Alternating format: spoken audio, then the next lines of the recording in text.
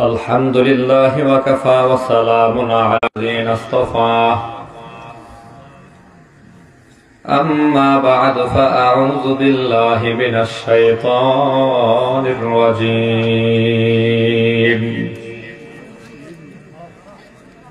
بسم الله الرحمن الرحيم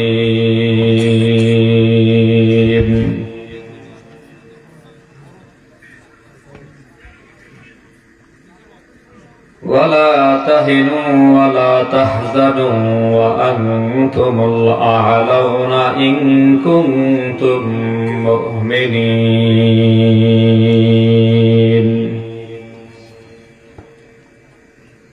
فقد قال النبي صلى الله عليه وسلم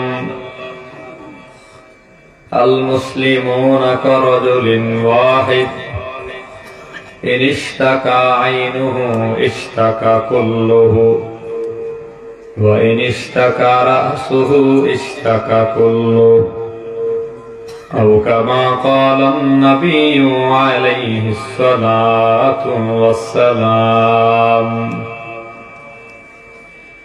اللهم صل وسلم على محمد النبي الأميين وعلى آله وصحبه وبارك وسلم আলহামদুলিল্লাহ ঐতিহ্যবাহী আল Moin international Islamic school ও মাদ্রাসা কর্তৃক আয়োজিত আজকের এই প্রথম বার্ষিক ইসলামী মহাসম্মেলনের মুহতারাম সম্মানিত সভাপতি মুআজ্জাজ ও মুকাররম দিগার হযরত উলামায়ে কেরাম, আজিজ তোলাবা, মুরব্বী বাবারা, যুবক বন্ধুরা, পর্দার আড়ালে বসা শ্রদ্ধেয়া সম্মানিতা মা ও বোনেরা, আল্লাহ পাকের শুকর যিনি মেহেরবানি করে দয়া ও মায়া করে সেই দিন থেকে নিয়ে এখনো পর্যন্ত উলামায়ে কেরামের জবান থেকে বয়ান করা, বয়ান শোনার সুযোগ আল্লাহ পাক আমাকে দান করেছেন, আপনাকে দান করেছেন। এজন্য আমরা সকলেই আল্লাহ পাকের শুকর আদায় করি, বলি আলহামদুলিল্লাহ। পৃথিবী এমন একটা সময়ে অবতীর্ণ হয়েছে যে পৃথিবী ধ্বংসের প্রায় ধার প্রান্তে। পুরো দুনিয়া ধ্বংস হয়ে যাবে অচিরেই। আম্মা ইয়াতাসাআলুনা আনিন নাবাইল আযীম। কিয়ামতের মাধ্যমে পুরো দুনিয়া ধ্বংস হবে।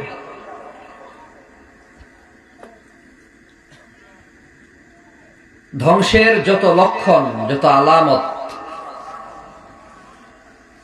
বেশিরভাগ আলামত আপনার আমার সামনে এখন চলমান। পয়গম্বর আরবি সাল্লাল্লাহু আলাইহি ওয়াসাল্লাম জীবনে অনেক আলামত বলে গেছেন যে এই আলামতগুলো যখন ঘটবে তখন কিয়ামত হয়ে যাবে। কিয়ামতের মাধ্যমে কুল কায়নাতের ভেতরে মাখলুকাত যত আল্লাহ যা যা বানাইছিলেন সব ধ্বংস হবে। যেই মাধ্যমে সব ধ্বংস হবে ওই মাধ্যমের নাম হলো কিয়ামত। কিয়ামত হবে এই কথার ভেতরে কোনো সন্দেহ বলেন, আপনারা বলেন, কোনো সন্দেহ আছে? ইজা ওয়াকাতিল ওয়াকিয়া লাইসা লিওয়াকাতিহা কাযিবা আল কারিআতু মাল কারিআ ওয়া মা আদরাকা মাল কারিআ ইজা যুলজিলাতিল আরদু জিলজালাহা। আল্লাহর কোরআনের অসংখ্য আয়াত এবং নবীর হাদিসের দ্বারা প্রমাণিত আমরা যা দেখছি ফিনিশ হবে, সব কিছুই থাকবে না। না আমি থাকবো, না আপনি থাকবেন, না আপনি আমি যেখানে আছি সেটা থাকবে, কিছুই থাকবে না, সব ধ্বংস হবে। আখিরুজ জামানের একবারে শেষ প্রান্তে আমরা চলে আসছি। কথাগুলো খুব গভীর মনোযোগ দিয়ে শুনতে হবে।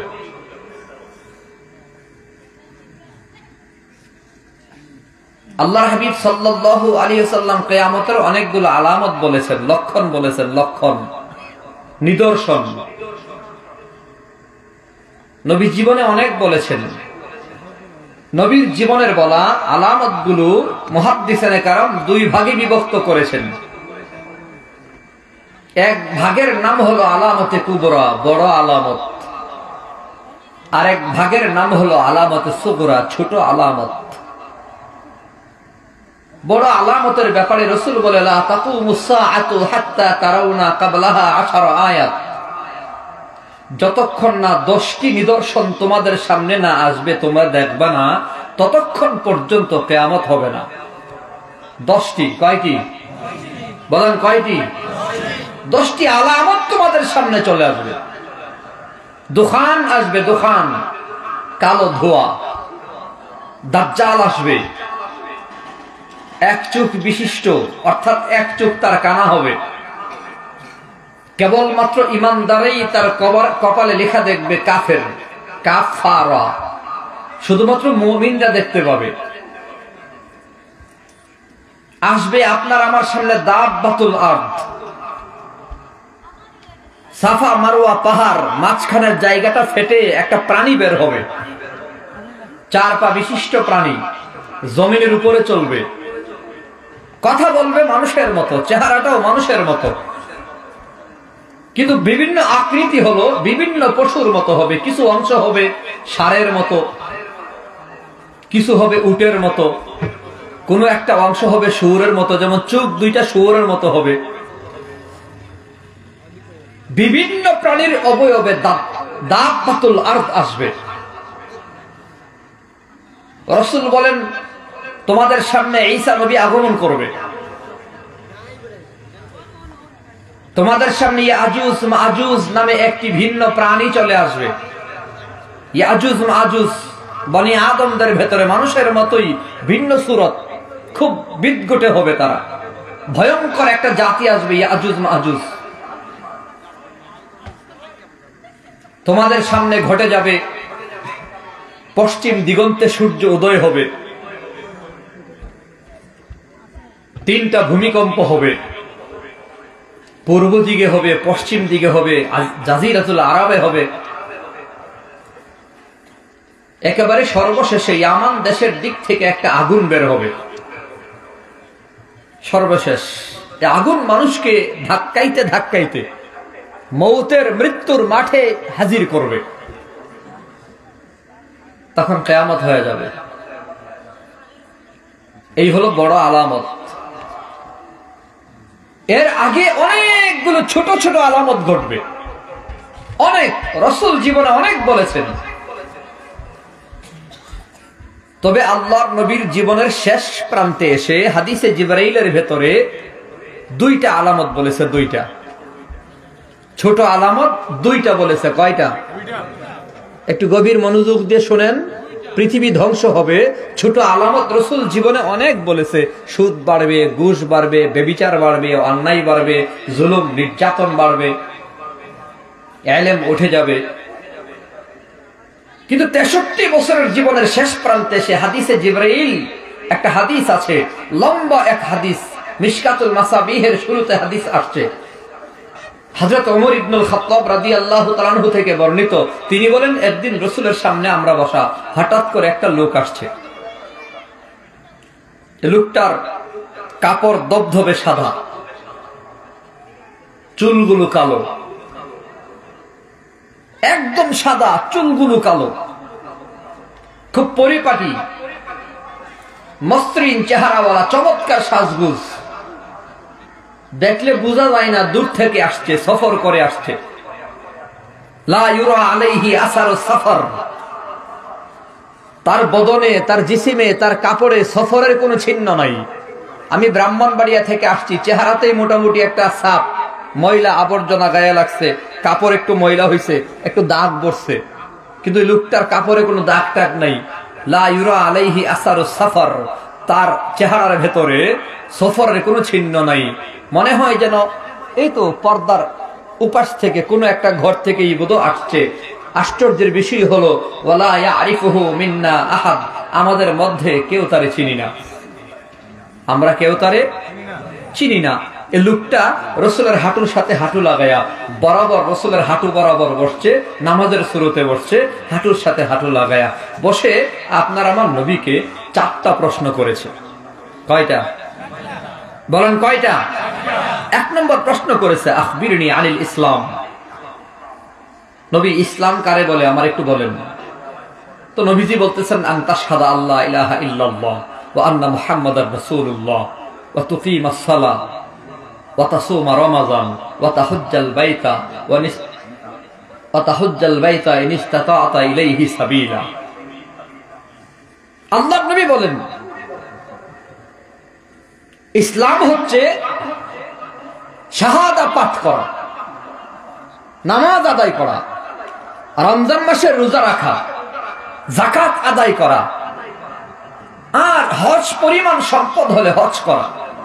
অর্থাৎ ইসলামের ব্যানা 5টা। ইসলামের ব্যানা কয়টা বলেন? ব্যানা কয়টা?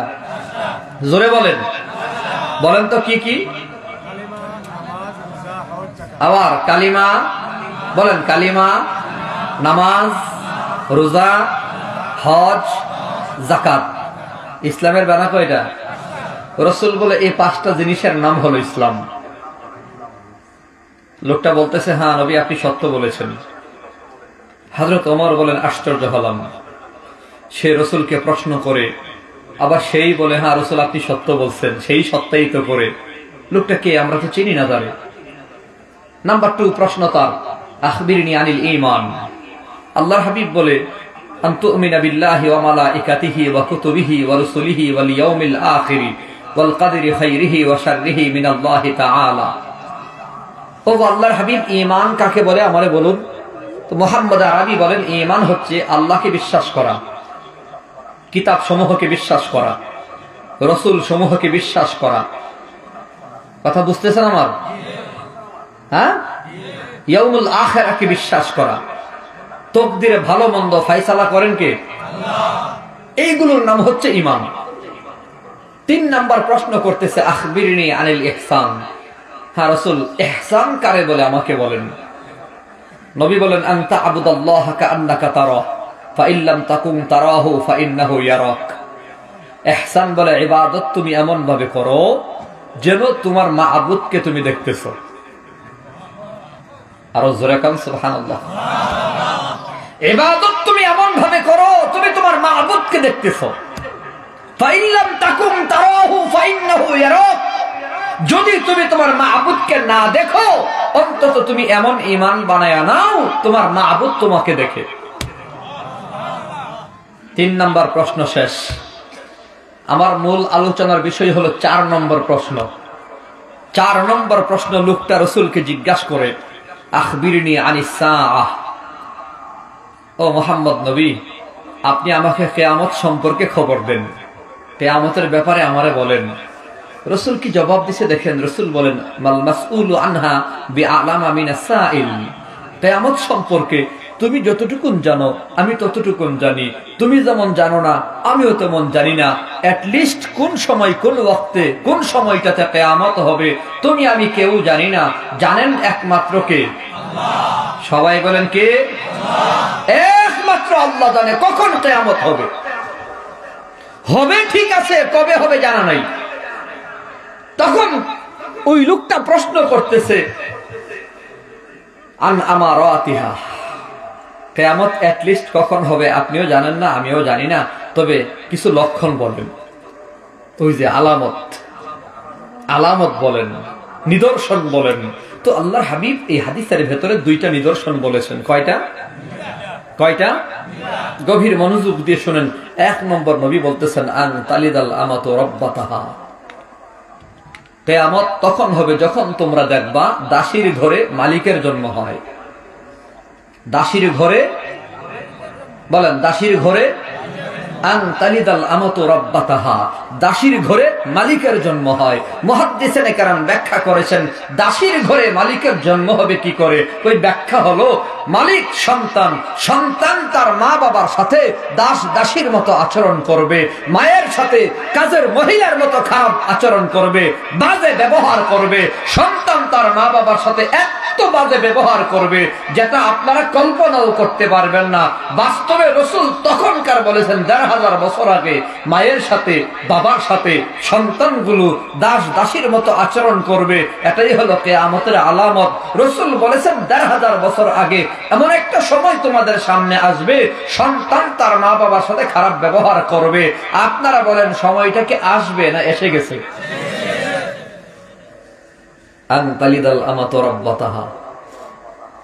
এ কথার ২ নম্বর ব্যাখ্যা, দাসীর ঘরে মালিকের জন্ম হবে মানে,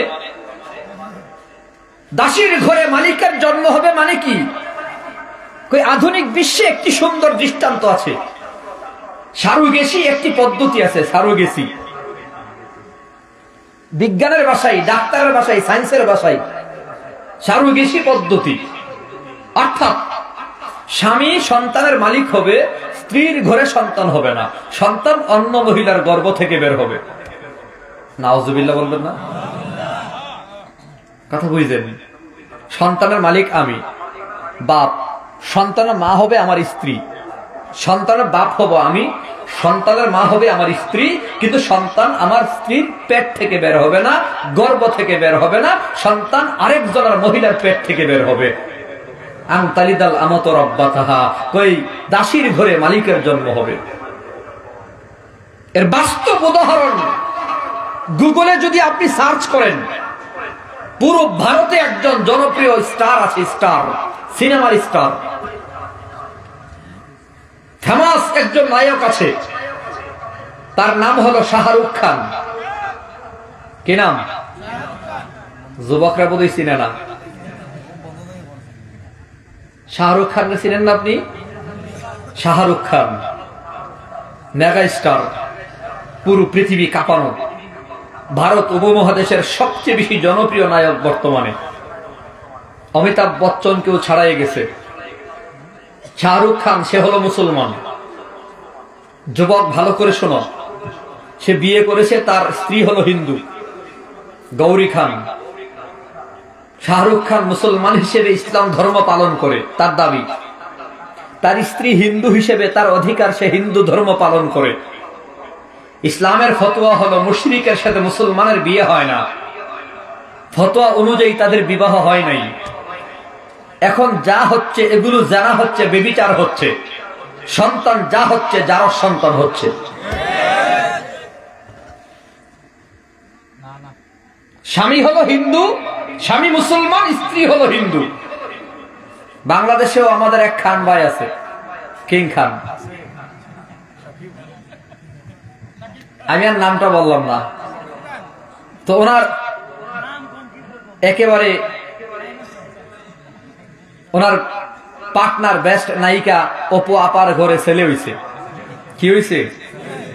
সাংবাদিকদের মাথা গরম। ছেলে তো হইছে ঠিক আছে, ছেলের বাপ কেডা? বাপ খুঁজা পায় না। পাগলি তো মা হইছে, কিন্তু বাবা খুঁজে পাওয়া যায় না। সাংবাদিকরা হারিকেন লইয়া, বাতি লইয়া বের হইছে, এই যে অপু আপার ঘরে ছেলে হইছে, এই ছেলের বাপকে খুঁজতে খুঁজতে খুঁজতে খুঁজতে আমাজন জঙ্গলের চিপার থেকে রিপোর্ট বাইর করছে, বাপ হইল আমাদের কিং খান। আজীব। আমি আশ্চর্য হয়েছি ভিন্ন জায়গায়। এতদিন পরে বাবাকে খুঁজে পেয়েছে সত্য, কিন্তু একটা ক্যামেরা বা একটা সাংবাদিক প্রশ্ন করলো না, ও সাকিব ভাই তোমার বিবাহের কাবিন কই? বুঝেন নাই কথা? একজনে প্রশ্ন করলো না তোমার কাবিন কোথায়। বুবলি সন্তানের মা হলো, একজনে প্রশ্ন করলো না তোমার কাবিন কোথায়। টুপিওয়ালা আলেম শাইখুল হাদিস তার বউ নিয়ে হোটেলে যায়, তো যারা সন্তানেরা প্রশ্ন করে হুজুর আপনার কাবিন কোথায়? হুজুর রে পাইছে নরম, হুজুর আপনার কাবিন কই? কাবিন কেউ পকেটে লয়ে ঘুরে? এই আইফোন, এত দামি ফোন, এদেরই মাঝে মধ্যে ফালাই আইফোনই মনে থাকে না।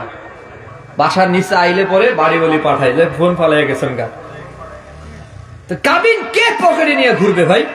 এই চাচারে যদি জিজ্ঞাসা করি, চাচা আপনার কাবিন দেখান, উনি পারবে? এখন সম্ভব? কারণ কাবিন না দেখাই দিলে কি বিয়া বাদ? কথা কয় না যুবকরা? আমার সাথে কাবিন নাই, এই কারণে আমার বউ কি বাদ যাইব গা? 5টা বাচ্চা দিয়েছে, কই ফেলা বলি রে।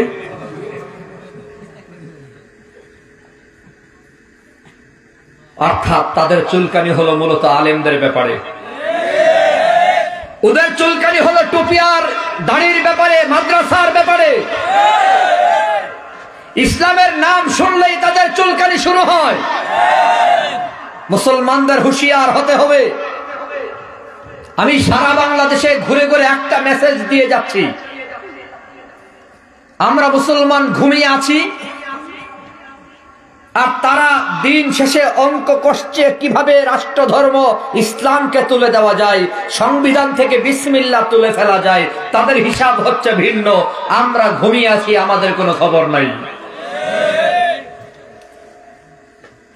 আমরা মনে করি ওই হুজুর আমার দলের না, এ দলাদলি বিভক্ত আমাদের মধ্যে আছে। আমরা মনে করি তাহিরি সাহেব উনি অন্য দলের, মিজানুর রহমান আজহারি তিনি আমার গ্রুপের না, হাফিজুর রহমান সিদ্দিক সে একটু কোন ধরনের জানি, মামুনুল হক খালি গরম গরম কথা কয়। আমরা একজন আরেকজনকে শুধু দূরে সরাইয়া দেই, একে অপরের বিরুদ্ধে কথা বলি। ইদানিং কালে সবচেয়ে বেশি আশ্চর্য হচ্ছি, ফেসবুক শরীফ একটা বের হইছে, অমুক হুজুরের বিরুদ্ধে আমার 2 কলম লিখতেই হবে। অসুস্থ এক চেতনা, অসুস্থ মানসিকতা। অমুক আলেমের বিরুদ্ধে 2 লাইন আমাকে লিখতে হবে, অমুক বক্তার বিরুদ্ধে আমাকে 2-4টা কথা লিখতে হবে। এতদিন ছিল শুধুমাত্র ফেসবুকের ভেতরে, এখন চলে এসেছে বয়ানের মঞ্চের ভেতরে। এখানে বসে বসে ও ক্যামেরার সামনে অমুক হুজুরের বিরুদ্ধে 2 মিনিট কথা, তমুক হুজুরের বিরুদ্ধে 2 মিনিট কথা, তমুক আলেমের বিরুদ্ধে আমাকে 1 মিনিট কথা বলতে হবে, ওই ইসলামী দলটার ব্যাপারে আমাকে 2-4টা কথা বলতে হবে। এক হুজুর আরেক হুজুরের বিরুদ্ধে বয়ানের মঞ্চে বসে বসে কথা বলে। এখন আমরা ভাইরালের নেশাই, এমন ভাইরাস আমাদেরকে ধরেছে, একজন আরেকজনের বিরুদ্ধে কথা না বললে আমাদের পেটের ভাতও হজম হয় না, আমাদের আরামের ঘুমও হয় না। কথা কোন ঠিক কিনা? কি আজীব এক রোগ আমাদের হয়েছে। অথচ তাম দুনিয়ায় মুসলমান মার খাচ্ছে, নাস্তিক আর বেঈমানরা হুজুরদের ব্যাপারে ঐক্যবদ্ধ।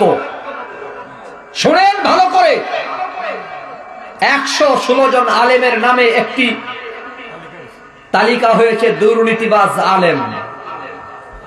দুর্নীতিবাজ আলেমের সংখ্যা 116।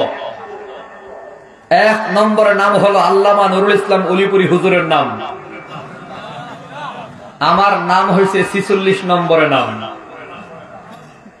চেয়ারম্যান হওয়ার পরে যদি আমার নামটা দিত, তাইলে মন্ডরে বুঝ দিতাম যে গম টম কিছু চুরি করছি, চাইল ডাইল চুরি করছি, এই কারণে বোধহয় আমার দুর্নীতিবাজ হিসেবে আমার নামটা ঢুকাইছে। এই লিস্টটি যখন হয়েছে তখন আমি চেয়ারম্যান না। অর্থাৎ তাদের চিন্তা চেতনা হলো আলেম যারা তারা দুর্নীতিবাজ। 116 জন আলেমের নাম যে লিস্টটি করেছে, তারা আলাদা করে শুধুমাত্র কওমি আলেমদের নাম লেখা নাই, তারা শুধুমাত্র আলিয়ার আলেমদের নাম লেখা নাই, তারা শুধুমাত্র ওয়াহাবি আলেমদের নাম লেখা নাই, তারা শুধুমাত্র সুন্নি আলেমের নাম লেখা নাই, তারা শুধুমাত্র লামাযহাবিদের নাম লেখা নাই। ওখানে যদি আপনি লিস্টটি পড়বেন আশ্চর্য হবেন। উলিপুরি সাহেব হুজুরের নাম তো আছে, এনায়েতুল্লাহ আব্বাসী সাহেবের নাম তো আছে, মিজানুর রহমান আজহারির নাম সেখানে আছে, মুফতি আমির হামদার নাম সেখানে আছে, মামুনুল হকের নাম সেখানে আছে, সাখাওয়াত রাজির নাম সেখানে আছে, জুনাইদ আল হাবিব সাহেবের নাম সেখানে আছে, হাফিজুর রহমান সিদ্দিক সাহেবের নাম আছে, পীর সাহেব চরমনের 2 ভাইয়ের নাম সেখানে আছে। আমাদের ব্রাহ্মণবাড়িয়ার একেবারে টপ লেভেলের পরিচিত ফেমাস বক্তা গিয়াসউদ্দিন তাহিরি ভাইয়ের নামও আছে।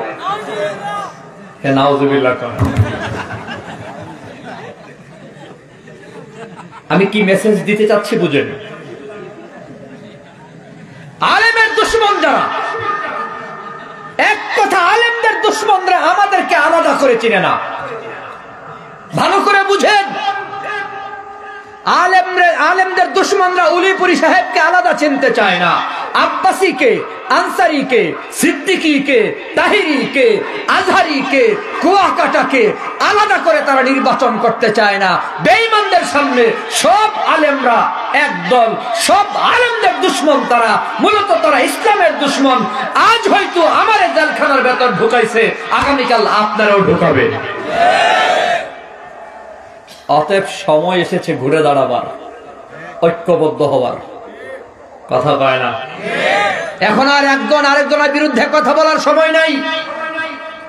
এক আলেম আরেক আলেমের বিরুদ্ধে ফতোয়া দেওয়ার সময় এখন না। এখন সময় হলো এক মঞ্চে দাঁড়িয়ে বেঈমানের নাফরমানের বিরুদ্ধে কথা বলবে, নাস্তিকের বিরুদ্ধে কথা বলবে। আরে এক মধুপুরের পীর সাহেব আব্দুল হামিদ পীর সাহেব গতকাল বেঈমানের বিরুদ্ধে কথা বলেছে। বেঈমান প্রশাসন নতজানু হতে বাধ্য হয়েছে। আল্লাহু আকবার। ইসলাম ইসলাম জিন্দাবাদ জিন্দাবাদ। ইসলামের শত্রুরা হুঁশিয়ার সাবধান, হুঁশিয়ার সাবধান। ইসলামের শত্রুরা তাকবীর। এখন সময় হচ্ছে এক হওয়ার। কি হওয়ার? বলেন কি হওয়ার? আর কত করবেন দলাদলি? আমি চেয়ারম্যান হওয়ার পরে খুব ভালো করে বুঝতে পেরেছি আমাদের এক হওয়া কতটা দরকার।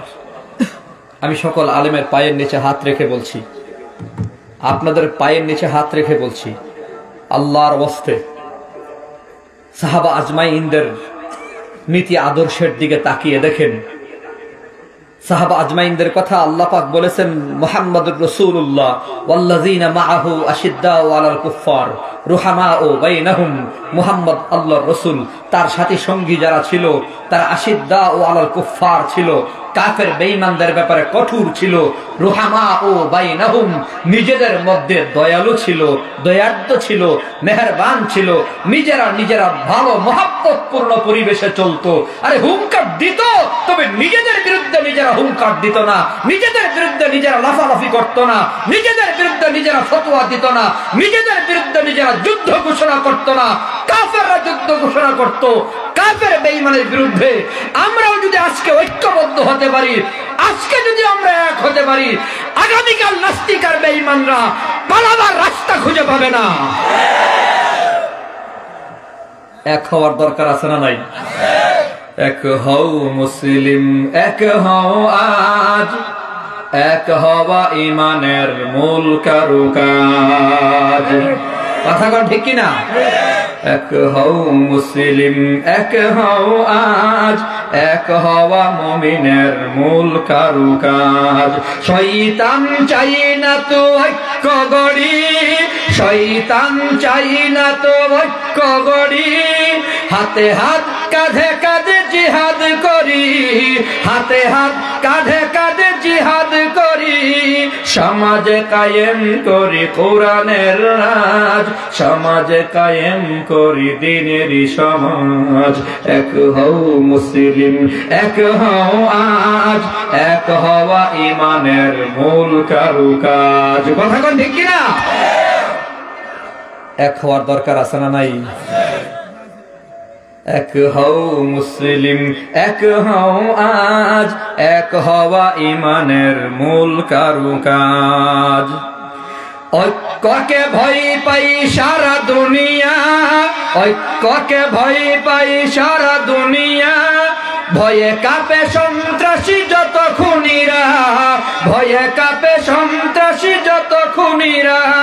হোক না সে যত বড় রাজা মহারাজ, হোক না সে যত বড় মহারঙ্গাজ। এক হও মুসলিম, এক হও আজ, এক হওয়া ইমানের মূল কারুকাজ, এক হওয়া ইমানের মূল কারুকাজ। ঐক্যই বিজয়ের বড় হাতিয়ার, ঐক্যই বিজয়ের বড় হাতিয়ার। মর্যাদা শক্তি সে মহাজনতার, মর্যাদা শক্তি দিশা মহাজনতার, ক্ষুদ্রকে সে বানায় রাজা মহারাজ, ক্ষুদ্রকে সে বানায় রাজা মহারাজ। এক হও মুসলিম, এক হও আজ, এক হওয়া ইমানের মূল কারুকাজ। আল্লাহ বলে ওয়াতাসিমু বিহাবিলিল্লাহি জামিআন ওয়া লা তাফাররাকু, কোরআনের রশ্মিকে তোমরা মজবুত করে ধরো, নিজেদের ভেতরে দল উপদলে বিভক্ত হয়ো না। আল মুসলিমু আখুল মুসলিম, এক মুসলমান আরেক মুসলমানের ভাই। আল মুসলিমুনা কারাজুলিন ওয়াহিদ, সহিহ মুসলিমের 2586 নম্বর হাদিসে আল্লাহর নবী বলে তামাম দুনিয়ার সমস্ত মুসলমান মিলে একটি মাত্র দেহ, একটি মাত্র দেহ। আজকে বেঈমানরা আমাদের বিরুদ্ধে দুর্নীতির লিস্টি করে সব দলের আলেমদের ঢুকাইয়া তারা বুঝাইছে, আলেম তুমি যতই তাদের আপন হওয়ার চেষ্টা করো, তোমাকে তারা আপন বানাবে না। হয়তো আজকে তোমারে পকেটে রাখছে আমারই পিটাইবার লাগি, আরেকদিন আমারে পকেটে নেবে তোমারে পিটাইবার লাগি।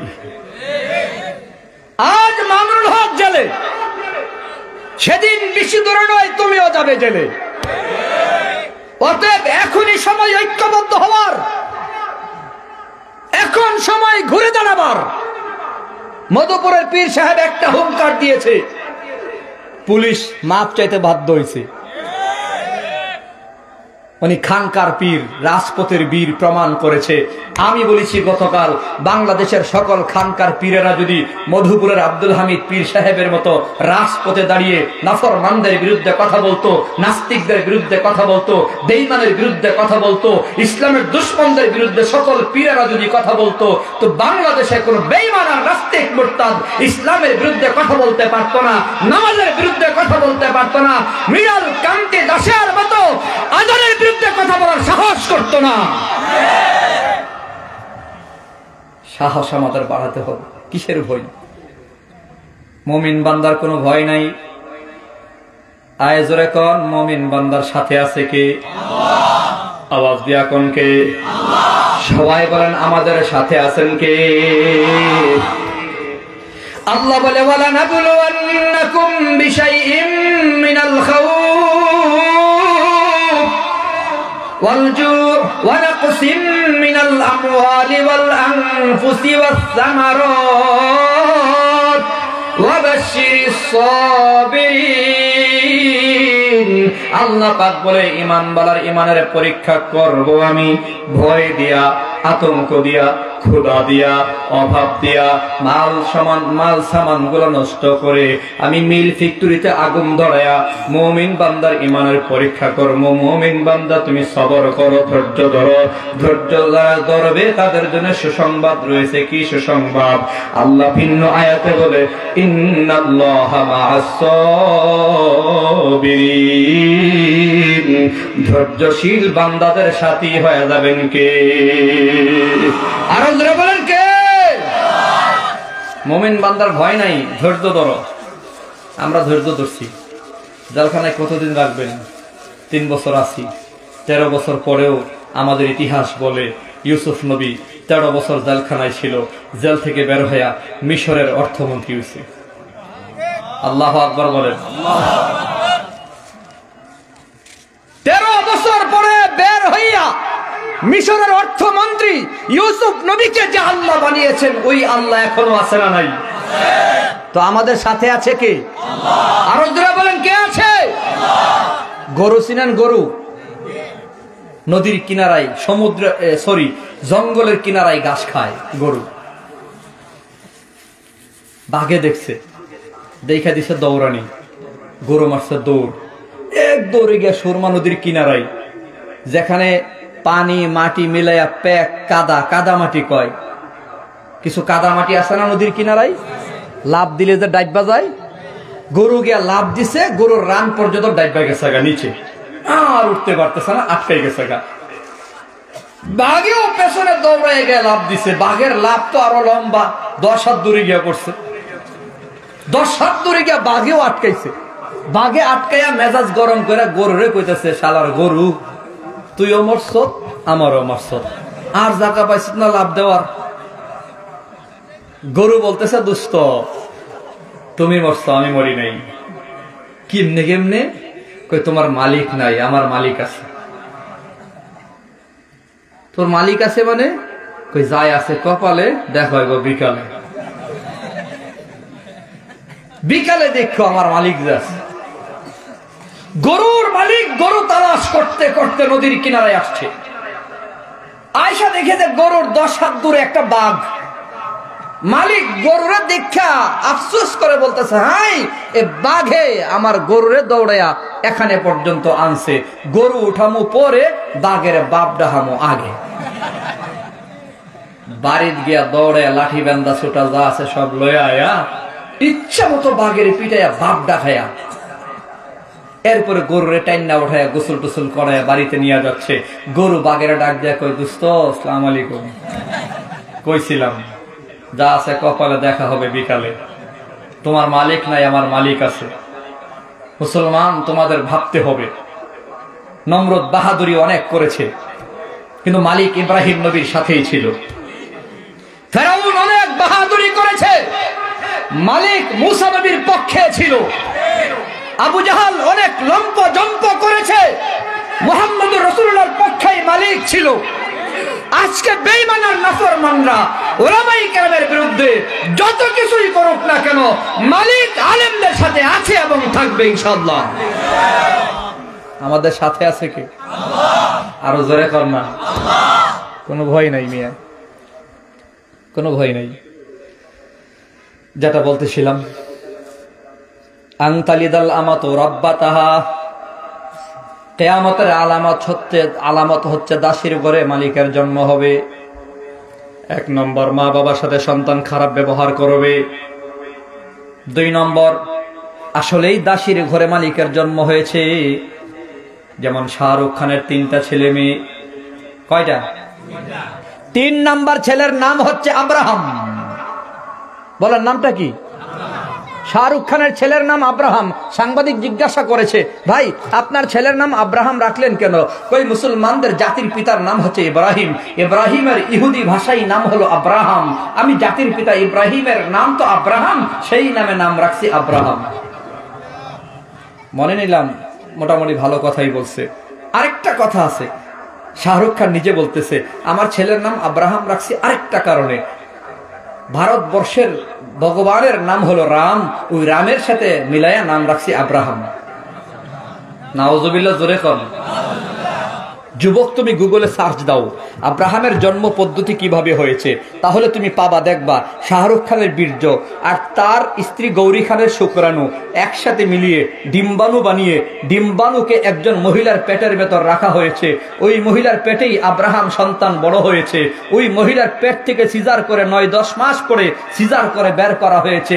সন্তানের বাপ শাহরুখ খান ঠিক আছে, সন্তানের মা গৌরী খান ঠিক আছে, কিন্তু শুক্রাণু আর বীর্যের সমন্বয়ে যে ডিম্বাণু ছিল, ডিম্বাণু শাহরুখ খানের স্ত্রীর পেটে বড় হয় নাই, স্ত্রীর গর্ভে বড় হয় নাই, আরেক মহিলার গর্ভে বড় হয়েছে। আরেক মহিলার পেটে ডিম্বাণু ঢুকায় বড় করা হয়েছে। আরেক মহিলা যে পেটে শাহরুখ খানের সন্তানকে রাইখা বড় করছে, পেটের ভাড়া দেওয়া হয়েছে 13 লক্ষ টাকা। কত লক্ষ? বুঝলেন? 13 লক্ষ টাকায় যে পেট ভাড়া নেওয়া হয়, পেট 13 লক্ষ টাকায় মহিলার পেট ভাড়া নিছে, কিনিছে। কথা কয় না? যেই মহিলা নিজের পেট ভাড়া দেয়, এ মহিলা কি মালিক না দাসী? টাকায় ভাড়া দেওয়া দাসীর পেটের ভেতর থেকে মালিকের সন্তান জন্ম হয়েছে। শাহরুখ খানের ছেলে আব্রাহামের জন্মের পদ্ধতি হলো কিয়ামতের আলামত। আমি চ্যালেঞ্জ করলাম সারা দুনিয়া ব্যাপী সারোগেসি পদ্ধতি। আমি বুঝাইতে পারি নাই, বুঝাই আরেক মহিলার পেট থেকে নিয়ে আসছে। আনতালিদাল আমাতু রাব্বাতাহা, কিয়ামতের আলামত হলো দাসীর ঘরে মালিকের জন্ম হবে। এই কথার 3 নম্বর ব্যাখ্যা হলো গ্লোবালি সিস্টেম চেঞ্জ হবে, পরিবর্তন হবে। কি হবে? কই সত্য অসত্য হবে, অসত্য সত্য হবে, নেই অন্যায় হবে, অন্যায় নেই হবে, ভালোকে মন্দ বলা হবে, মন্দকে ভালো বলা হবে। আরে ভাই, বাস্তব সিস্টেম পরিবর্তন হয়েছে। আজকে বাংলাদেশের চেহারার দিকে তাকিয়ে দেখো, বাংলাদেশের সংসদে নায়ক নায়িকা দাঁড়িয়ে কথা বলবে, গায়ক গায়িকা দাঁড়িয়ে কথা বলবে, নষ্ট ভ্রষ্ট মানুষগুলা সংসদে থাকবে, আর আলেমরা জেলখানার ভেতরে থাকবে। মুক্তি মুক্তি মুক্তি চাই, মামুনুল হকের মুক্তি। মুক্তি চাই। নারে তাকবীর। আপনারা কি বেজার হচ্ছেন? আনতালিদাল আমাত রব্বাতাহা, নিয়ম পরিবর্তন হয়েছে, নিয়মের পরিবর্তন। কথা বুঝেন আমার? সংসদে দাঁড়িয়ে মমতাজ আপা বলতেছে সিহাসিত্তা পড়েছি, বুখারী পড়েছি, মুসলিম পড়েছি, আবু দাউদ পড়েছি, ইবনে মাজা পড়েছি, তিরমিজি পড়েছি, মুয়াত্তা মুহাম্মদ পড়েছি, মুয়াত্তা মালিক পড়েছি। মানে অনেক হাদিসের কিতাবের নাম তিনি বলে, হাদিস থেকে কথা বলে উনি অনেক হাদিস পড়ে বুঝতে পারছে, ফাইটটা যায় বুকটা ফাইটটা যায়, ফাইটটা যায়। মহিলা হাদিস থেকে কথা কয়, তাও সংসদে দাঁড়িয়ে। আর হাদিস বলা শাইখুল হাদিসরা জেলখানার ভেতর বন্দী আছে, আটকা আছে। এটাই হলো কিয়ামতের আলামত। আনতালিদাল আমাত রব্বাতাহা, নিয়মের পরিবর্তন হয়ে গেছে, ভালো মানুষের কদর নেই। এই গেল একটা। 2 নম্বর আলামত রাসূল বলতেছে এই হাদিসি জিবরাইলের শেষ ভাগে, আন তারাল হুফাতাল উরাতাল আলাতা রিআ আশ-শাইয়াতা তাওয়ালুনা ফিল বুনিয়ান। রাসূল কয় তোমরা দেখবা কিয়ামত যখন কাছে চলে আসবে তখন তোমরা নিজের চোখে দেখবা যাদের পায়ের নিচে মাটি ছিল না, যাদের পরনে কাপড় ছিল না, রাখাল ছিল, রাখাল, ওরা দেখবা 10 তলা 12 তলা উঁচা উঁচা ভবনের মালিক। কথা বুঝো নাই? বাপ পোলা সমানে মানুষের জমিতে কামলা দিয়ে ভাত খাইতো। কেমনে কেমনে টাকা রোজগার কইরা সুযোগ সুবিধা কইরা পোলারে পাঠাই দিছে লন্ডন। লন্ডনে গিয়া মালিকের তেলের পাম্প চুরি কইরা তেল সব বেচা লন্ডনে একটা বাড়ি বানাইছে। এখন এলাকায় বৈশা বৈশা, আলমপুরে বৈশা বৈশা আওয়াজ দেয়, কই হেরে ফালাইয়া দে, হেরে সাইরা লাইবি, যা দেখা লাগে আমি দেখুন। নতুন টাকার মালিক টাকার গরমে কথা কয় আছে না নাই? আনতারাল হুফাতাল উরাতাল আলাতা রিআ আশ-শাইয়াতা তাওয়ালুনা ফিল বুনিয়ান। এই নবী বলেছেন, তোমার নবী বলে গেছেন, তোমাদের সামনে এমন একটা বিষয় চলে আসবে, তোমরা দেখবে যাদের পায়ের নিচে মাটি ছিল না, পরনে কাপড় ছিল না, রাখাল ছিল, ওরা হয়ে যাবে উঁচা উঁচা উঁচা উঁচা ভবনের মালিক, প্রাসাদের মালিক, চেয়ারের মালিক, ক্ষমতার মালিক। 300-500 টাকায় পাড়ায় মহল্লায় ঘুরে ঘুরে রাত কাটাইতো, গান গাইতো। আজকে তারা মহান সংসদে দাঁড়িয়ে কথা বলে। এক বিড়ি নামছে ট্রাক লয়া। হায় আফসোস, কত মহিলার গালে গাল লাগাইল, কত মহিলার ঠুটে চুমু দিল, কত মহিলার বুকে জড়াইল। হে বেড়া নায়ক, হঠাৎ বৃষ্টি নামাইয়া দিয়ে বেড়া জায়গা সংসদ। চিন্তা করছেন আপনি? আপনি কি হাসতেছেন? আশ্চর্যের বিষয়, নষ্ট ভ্রষ্টা নায়ক নায়িকারা সংসদে যাবে, আলেমরা জেলখানায় থাকবে। এটা মুসলমান কখনো মেনে নিতে পারে না।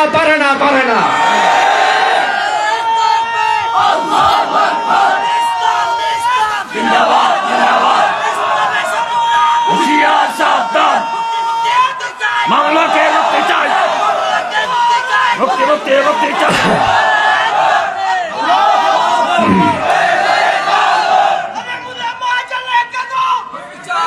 আল্লাহ পাক আমাদের বুঝার তৌফিক দেন, সবাই বলি আমিন।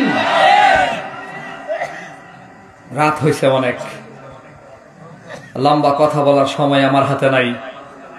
আমার পরে শাইখুল হাদিস, আমাদের ব্রাহ্মণবাড়িয়ার গৌরব, চমৎকার কণ্ঠে, এই বয়সেও গোড়া বয়সে বাঁশির সুর, মধুর কণ্ঠে বয়ান করেন, যার মোনাজাত কোটি কোটি মানুষে ইউটিউবে পেজে এগুলো দেখছে, মোনাজাতে শরীক হয়েছে, কোটি মানুষ কান্না করেছে যার মোনাজাতে। তিনি হলেন শাইখুল হাদিস আব্দুল বাতেন কাসিমি সাহেব। সবগুলো দাড়ি পাইকে গেছে, বয়স হয়ে গেছে, কিন্তু কণ্ঠ শুনলে আপনার কাছে মনে হইব 18 বছর একটা যুবক কোরআন তেলাওয়াত করতেছে, একটা যুবক বয়ান করতেছে। আল্লাহু আকবার বলেন।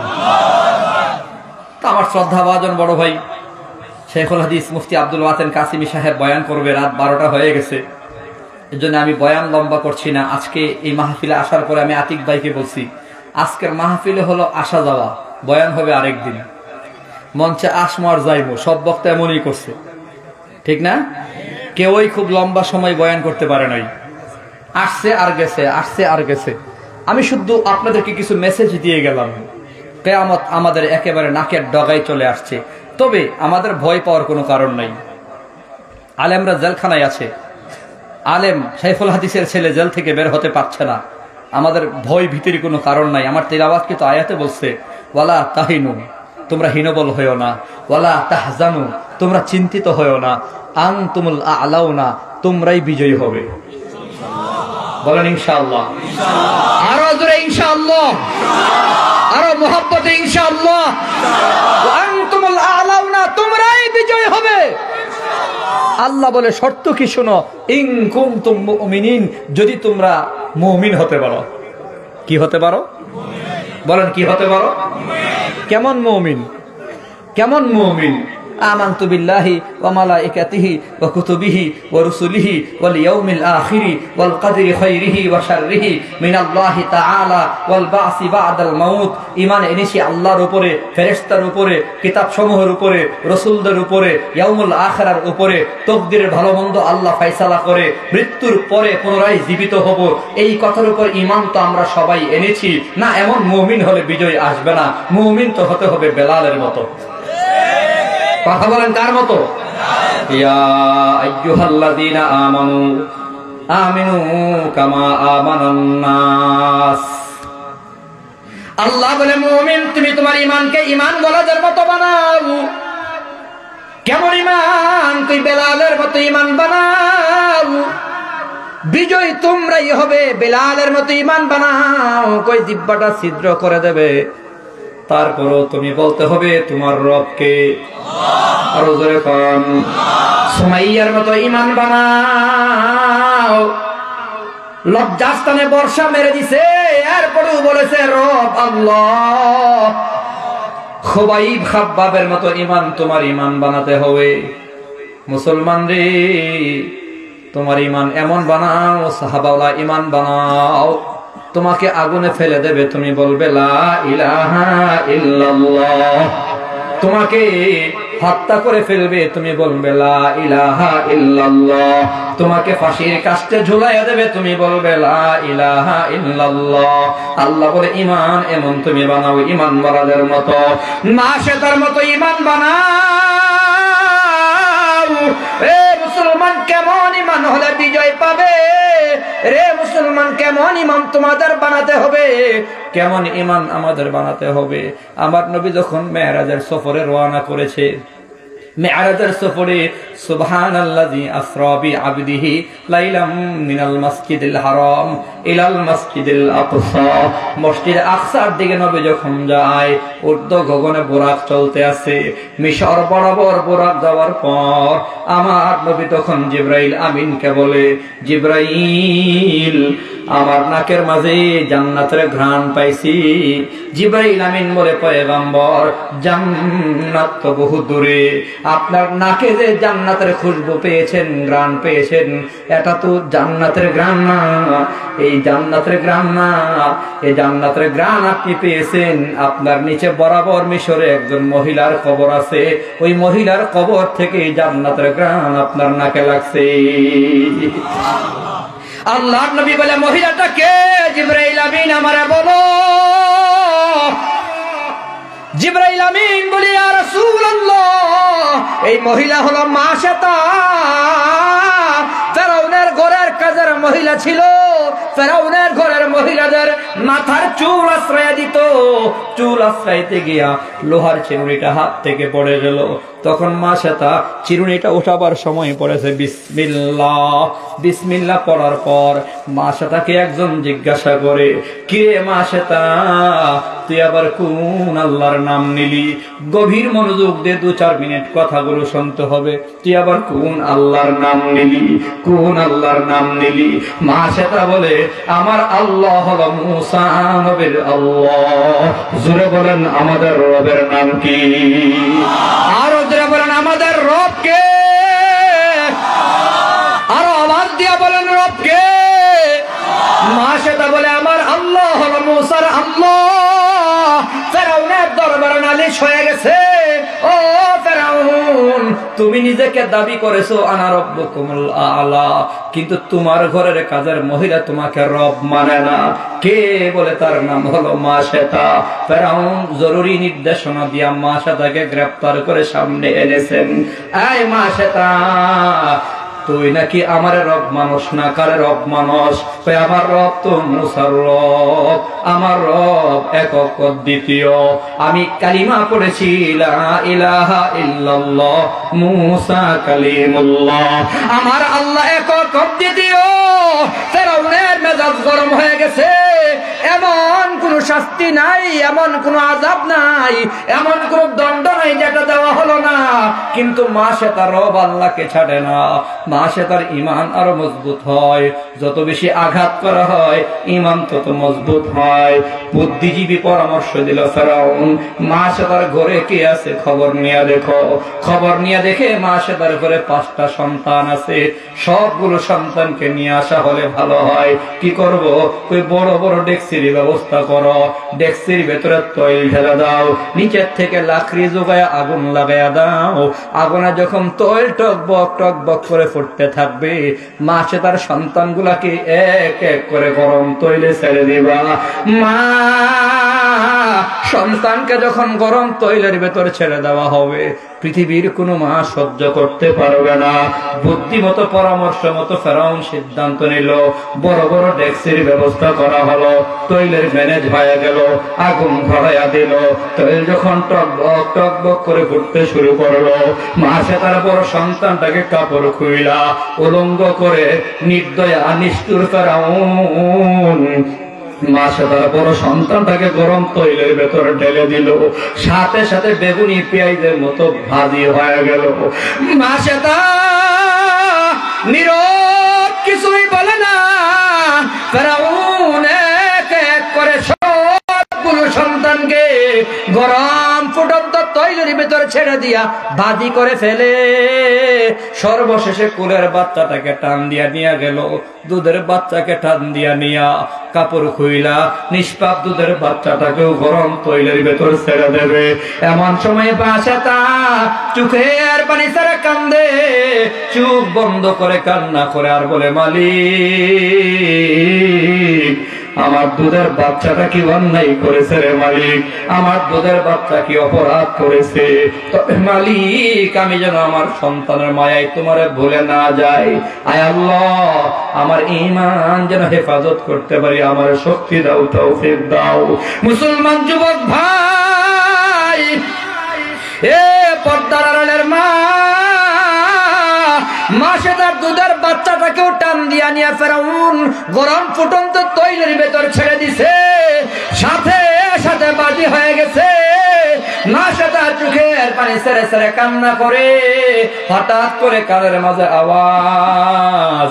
ছোট বাচ্চাটা মায়ের ডাক দেয়া কই, মা চিন্তা করিস না রে মা, ভয় পাইস না রে মা, তাকা দেখ, আমারে যদিও ফুটন্ত তৈলের ভেতর ছেড়ে দিয়েছে, কিন্তু আমি আল্লাহর জান্নাতের মেহমান হয়ে গেছি।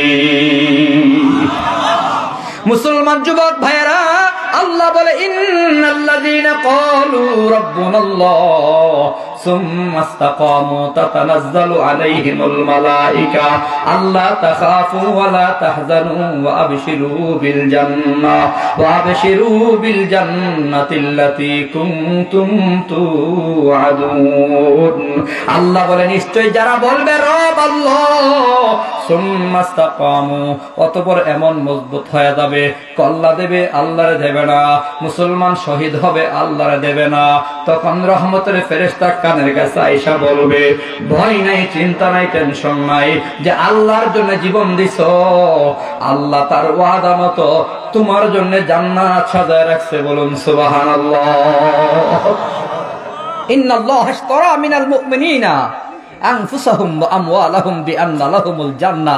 আল্লাহর ওয়াদা ছিল, মুমিন তোমার জান আর মালের বিনিময় আমি তো জান্নাত দিয়েছি, জান্নাতের বিনিময় তোমার জান আর মাল আমি আল্লাহ কিনে নিয়েছি। আল্লাহর ওয়াদা ছিল, আল্লাহর জন্য যদি কেউ জীবন দেয় আল্লাহ তার জান্নাত দিয়ে দেবে। জোরে বলেন সুবহানাল্লাহ। অতএব মুমিন বান্দার ভয় নাই, বাঁচলে গাজী, মরলে শহীদ। কথা কন। আরে মুমিন বান্দার ভয় নাই, বাঁচলে গাজী, মরলে শহীদ। এজন্যই ফিলিস্তিনের গাদ্দার মুসলমানেরা ভয় পায় না। ওরা বুলেটের সামনে, কামানের সামনে, ট্যাঙ্কের সামনে নিজের সন্তানকে পাঠিয়ে দিচ্ছে, নিজের ভাইকে পাঠিয়ে দিচ্ছে, নিজের ভাইকে পাঠিয়ে দিচ্ছে, স্বামীকে পাঠিয়ে দিচ্ছে। নারী শিশু নির্বিচারে শহীদ হচ্ছে, পিছপা হচ্ছে না, পিছু হচ্ছে না। কেন? মুসলমানদের ঈমানের ইয়াকিন হলো বাঁচবো তো বাঁচবো, বাঁচলে গাজী, মরলে শহীদ।